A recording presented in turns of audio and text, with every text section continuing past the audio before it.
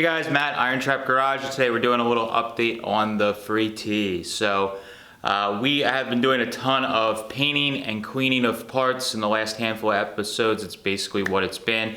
I'm still working on the front axle, trying to fill in pits and smooth it all out, get it all ready. But in the meantime, I'm trying to get the chassis kind of set up as a roller. So what we're gonna work on in this episode is getting all of the backing plates, getting some of the suspension stuff all cleaned up and sprayed and ready to go. And then we're gonna try to assemble basically the whole entire rear end and get that back underneath the chassis and get at least the back half of the chassis as a roller so that we can follow shortly behind with the front axle. So we'll kind of show you a broad overview of what we're doing, and we'll show you the chassis with the axle back underneath of it here by the end.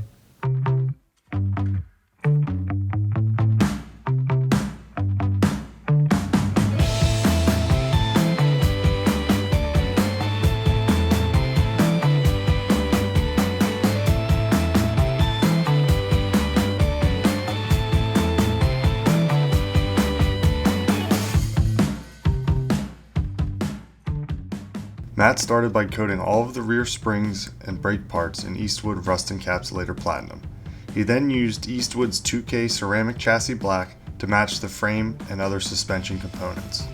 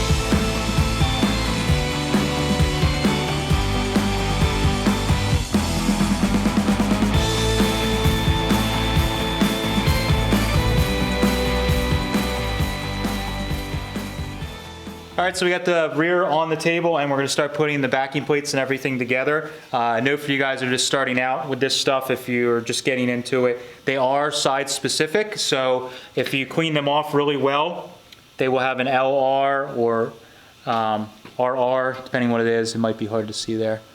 But these are kind of old pitted ones, but you can usually get it cleaned off that you can see what they are, and you can make sure you have the side specific. So check that before you put on.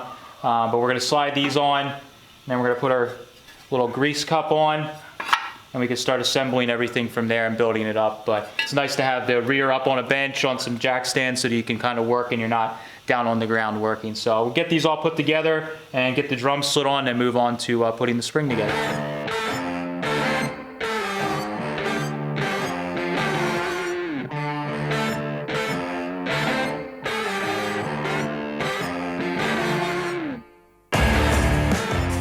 Matt installed a set of Pete and Jake shackles with rubber spring inserts for ease of installation. Installing the main leaf in the shackles alone reduces the need for a spring spreader.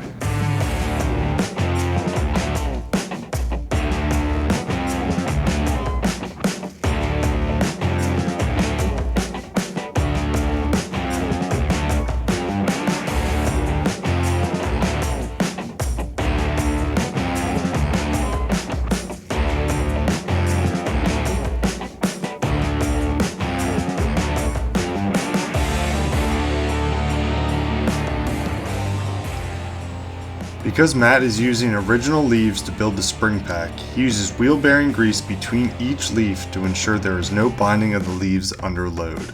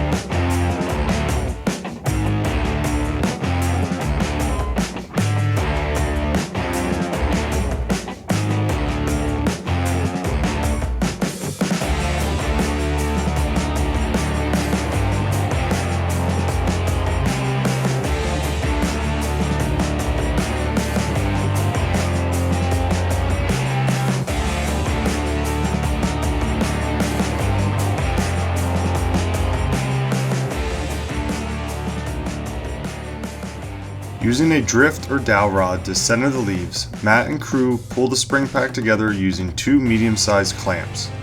Make sure to alternate tighten each C-clamp as you have to evenly pull the spring pack together. Using the center spring bolt to pull the pack together can damage the threads of the bolt and potentially break it.